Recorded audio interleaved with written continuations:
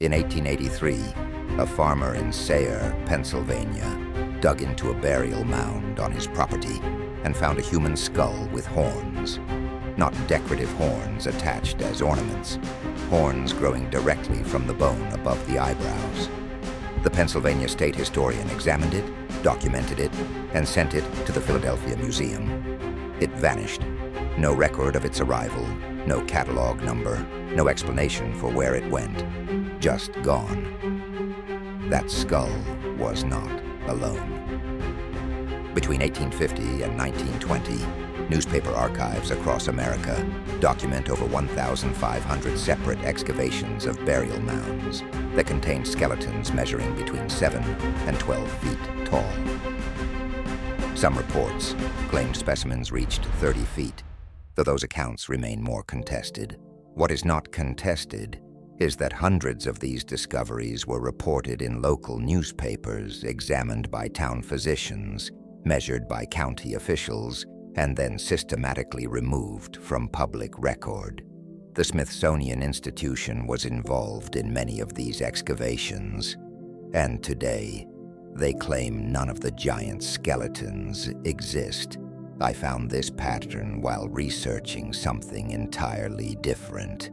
I was tracing architectural anomalies in courthouses built during the 1870s, trying to understand why so many featured doorways, scaled for people much taller than the average American of that era. The buildings suggested one thing, the official records suggested another. So I started looking for the people who might have used those doorways. What I found was not a handful of isolated anomalies. It was a systematic effort spanning 70 years and involving the federal government. Let me walk you through what the newspapers actually said. December 20th, 1897. The New York Times reports on a mound excavation in Wisconsin. Bones of prehistoric giant found. Dimensions of skull, twice those of present-day man. The article describes skeletons measuring 9 feet, with skulls large enough to fit over a normal human head like a helmet. May 4th, 1912. The same publication reports from Lake Delavan, Wisconsin. 18 skeletons discovered, all between 7.5 and 10 feet tall. Their heads showed prominences above the eye sockets and slanting foreheads. The county coroner examined them. Local physicians documented them. Then the Smithsonian took custody. These were not tabloid stories. The New York Times, the Baltimore Sun, the Chicago Tribune, papers of record published these findings regularly for 70 years. They described anatomical details. They named the examining physicians. They specified exact locations down to the property owner and the depth of burial. This was not folklore. It was documented archaeology happening in real time.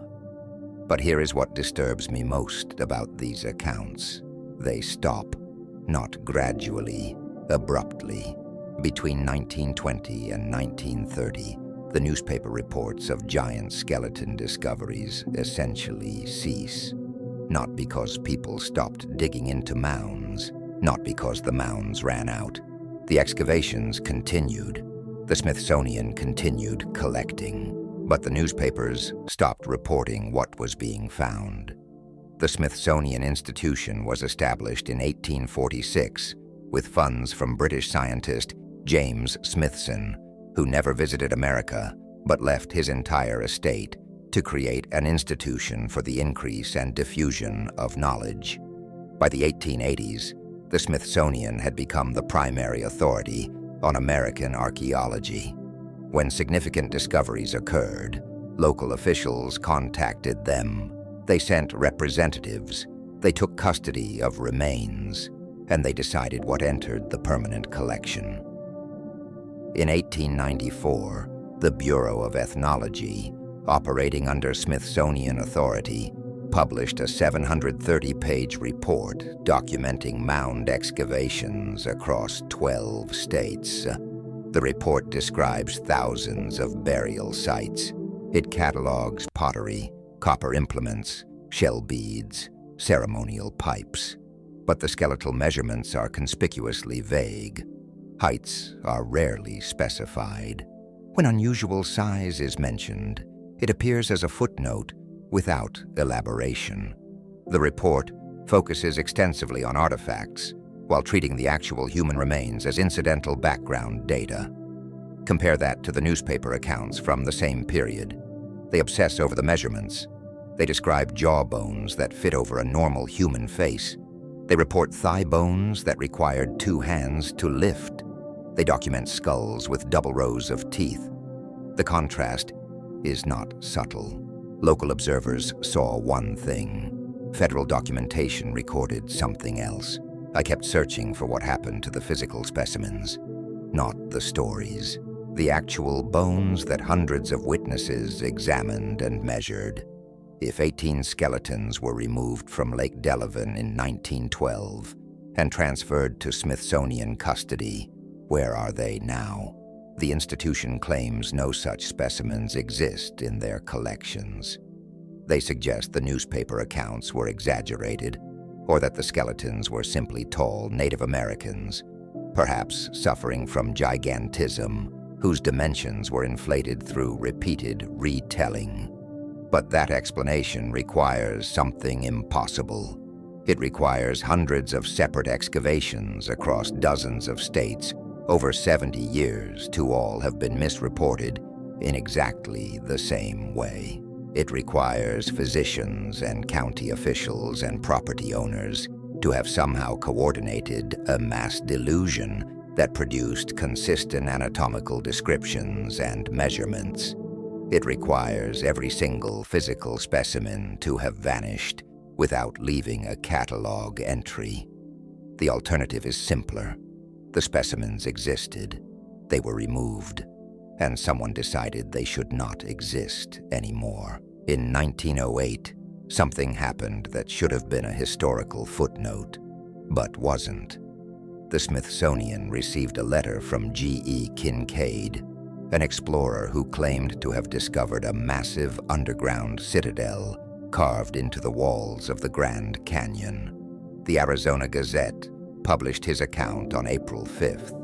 Kincaid described tunnels extending hundreds of feet into solid rock, chambers containing copper tools and stone tablets covered in hieroglyphics, and a main hall large enough to hold 50,000 people. He claimed to have shipped artifacts to the Smithsonian for analysis. The institution has no record of Kincaid, no record of the expedition, no record of receiving any artifacts. Official Park Service archaeologists state that no such structure exists in the Grand Canyon, and that the entire story was fabricated. But here is what nobody addresses. The Arizona Gazette was not a tabloid. It was a legitimate newspaper with editorial standards. The article provided specific coordinates and described geological features accurately. And most disturbingly, the area Kincaid identified is now permanently restricted. It is illegal to enter. The National Park Service lists it as a protected cultural site. Protected from what if nothing exists there? This pattern repeats across federal land holdings. Specific locations become suddenly inaccessible. Archaeological sites are closed without explanation. Entire sections of parks are designated off-limits with no justification beyond bureaucratic language about preservation. What are they preserving? Who are they preserving it from? I found myself pulling at a thread that kept unraveling. The newspaper accounts stopped around 1920. Federal documentation became deliberately vague around the same period. And something else happened during that exact window that nobody connects. The reorganization of American museums. Between 1910 and 1930, the major natural history museums in the United States underwent significant administrative changes. The American Museum of Natural History restructured its anthropology department. The Field Museum in Chicago reorganized its collections. The Smithsonian expanded its storage facilities and consolidated its catalog system. These were presented as modernization efforts: better organization, improved scientific standards, more rigorous classification protocols. But modernization requires decisions about what stays and what goes. Museum collections are not permanent. Specimens are regularly deaccessioned. Items are removed from catalogs, transferred to other institutions, or destroyed. The reasons vary: redundancy, poor condition, lack of research value. It is normal practice. What is not normal is the complete absence of deaccession records for an entire category of specimens across multiple institutions during the same period. I requested catalog records from 3 major museums. I asked specifically about skeletal remains catalogued between 1880 and 1920 that were later removed from collections. 2 museums replied that their early deaccession records were incomplete due to changes in documentation practices. 1 museum never responded. Incomplete means the records existed and were lost, or they existed and were not preserved, or they never existed because the removals were not officially recorded. The Smithsonian operates storage facilities that are not open to the public. The Museum Support Center in Suitland, Maryland, holds more than 35 million artifacts and specimens. Only researchers with approved credentials can access it. What defines approved? What criteria determine who sees what? In 2010, a lawsuit filed under the Freedom of Information Act requested documents related to skeletal remains transferred to Smithsonian custody between 1880 and 1920. The institution released heavily redacted documents citing privacy concerns and cultural sensitivity. Privacy concerns for people who died before the Civil War. Cultural sensitivity for remains that were extensively photographed and measured by newspapers when they were discovered. The redactions covered entire pages. Some documents were withheld entirely under exemptions for internal administrative procedures. What internal procedure requires a century of secrecy? Here is what I keep returning to. If these skeletons were simply tall humans, why not display them? Why not publish the measurements? Why not address the newspaper accounts directly with evidence instead of dismissive statements about exaggeration and folklore? The Smithsonian has no problem displaying other unusual skeletal variations. They have specimens showing pathological conditions, developmental abnormalities, evidence of disease, but they claim not to have a single example of the unusually tall skeletons that hundreds of newspaper articles documented being sent to them. Either the newspapers lied in coordinated fashion across 70 years, or someone made a decision about what the public should see. And that decision was made during the exact period when museum collections were being reorganized, when federal documentation became vague, when newspaper coverage abruptly ceased. 3 simultaneous changes affecting 3 separate systems. Not evidence of conspiracy, evidence of policy. Policy does not require conspiracy. It requires consensus among people who share institutional priorities. Someone at the Bureau of Ethnology decides certain findings complicate the accepted narrative. Someone at a museum decides certain specimens are not scientifically valuable. Someone at a newspaper decides stories about giant skeletons belong in the entertainment section rather than news. None of these people need to coordinate. They just need to agree on what serves their institution's credibility. And credibility in the early 20th century meant alignment with the emerging scientific consensus about human origins and development. Between 1859 and 1920, evolutionary theory transformed from controversial hypothesis to established framework. Museums were not just displaying specimens. They were constructing narratives about human history. Each exhibit told a story. Each catalog entry supported or contradicted that story. Skeletons that did not fit were problems to solve, not mysteries to explore. The solution was not destruction, it was reclassification. A skeleton reported as 8 feet tall gets measured differently.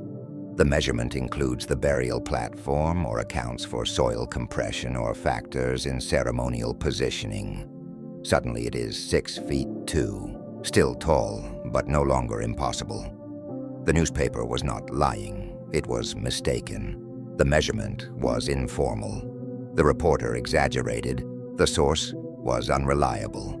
This process does not require coordination, it just requires consistency. Apply the same interpretive framework across enough cases, and the pattern disappears, not through erasure, through reframing. I found something in the archives of the Smithsonian that illustrates this perfectly. A letter from 1903, written by an assistant curator to a colleague at another institution. The subject was a skeleton received from Ohio. The measurements were noted, 7 feet 6 inches. Then a second paragraph. The curator explained that upon closer examination, the measurement appeared to include the extended position of the arms and some debris that had been buried with the individual. Recalculated, the height was estimated at 6 feet 4. Still impressive, the letter notes, but well within expected variation for the population. The skeleton was catalogued under the revised measurement. No deception occurred, just a decision about which measurement was more scientifically rigorous.